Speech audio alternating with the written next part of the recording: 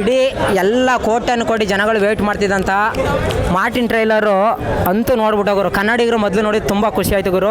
ಅದು VIP ಗಳಿಗೆ first ತೋರಿಸಿ ಧ್ರುವಣ್ಣನ ಒಂದು ಸಲ್ಯೂಟ್, ಆಲ್ ದ ಬೆಸ್ಟ್. ಧ್ರುವಣ್ಣನ ಸ್ಟ್ರಾಂಗ್ ಕಂಬ್ಯಾಕ್ ಅಂದ್ರೆ ಇದೆ ಗುರು ಮಾರ್ಟಿನ್ ಟ್ರೈಲರು. ದಯವಿಟ್ಟು ನಾನು ಒಂದು ಮಾತು ಹೇಳ್ತೀನಿ, ಯಾರಾದರೂ ವೀಕ್ ಇದ್ದರೆ ಧ್ರುವಣ್ಣ ನೋಡಿ ಹುರ್ಕೊಳ್ಳೋರು ಇದ್ದರೆ ದಯವಿಟ್ಟು ಈ ಟ್ರೈಲರ್ನ ನೋಡೋಕೆ ಹೋಗಬೇಡಿ. ಯಾಕಂದರೆ ಆ ಸೌಂಡ್ಗೆ ಸತ್ತೋಗ್ಬಿಡ್ತೀರ ನೀವೆಲ್ಲ. ಆ್ಯಕ್ಟಿಂಗ್ ಬಿಡಿ, ಆ್ಯಕ್ಟಿಂಗ್ ಸಪ್ರೇಟ್ ಬೇಸು, ಬರೀ ಸೌಂಡು ಸತ್ತೋಗ್ಬಿಡ್ತೀರ ನೀವುಗಳೆಲ್ಲ, ಆಯಿತಾ? ಮತ್ತೆ ಇಡೀ ಇಂಡಿಯನ್ ಸಿನಿಮಾ ಇಂಡಸ್ಟ್ರಿ ಏನೈತೆ ಮತ್ತೆ ನಮ್ಮ ಕನ್ನಡ ಇಂಡಸ್ಟ್ರಿನ ತಿರುಗಿ ನೋಡುತ್ತೆ ಗುರು.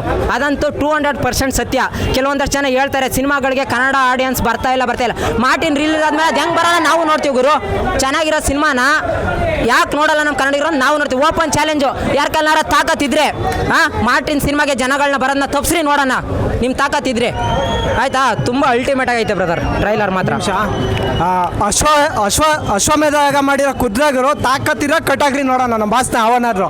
ನೋಡಿ ಬ್ರದರ್, ಮಚ್ಚುಲಂಗ್ ಹಿಡಿಯೋದೆಲ್ಲ ಶಿವಣ್ಣ ನೋಡಿ ಕಲಿಬೇಕಿತ್ತು ಕನ್ನಡ ಇಂಡಸ್ಟ್ರಿಲಿ. ಇವಾಗ ಧ್ರುವಣ್ಣ ನೋಡಿ ಗನ್ ಹಿಡಿಯೋದು ಕಲಿಬೇಕಾಗುತ್ತೆ. ಮಾರ್ಟಿನ್ ಸಿನಿಮಾ ನೋಡ್ರಿ, ಬರೀ ಟ್ರೈಲರ್ಗೆ ಈ ರೇಂಜಲ್ಲಿ ಅವಳಿ ಮಾಡ್ತಾರೆ ಅಂದರೆ ಅಭಿಮಾನಿಗಳು ಇನ್ನು ಸಿನಿಮಾ ಬಂದರೆ ಬಿಟ್ಕೊಡ್ತಾರಾ? ತಡೆದವ್ರನ್ನ ತುಳ್ಕೊಂಡು ನುಗ್ಬಿಡ್ತಾರೆ ಗುರು. ಹುಷಾರಾಗಿರಿ, ಟ್ರೈಲರ್ನ ಕದ್ದು ಮುಚ್ಚಿ ನೋಡ್ಕೊಳ್ರಿ. ಬ್ಯಾಡ್ ಕಮೆಂಟ್ಸ್ ಹಾಕಕ್ಕೆ ಹೋಗ್ಬೇಡಿ. Thank you.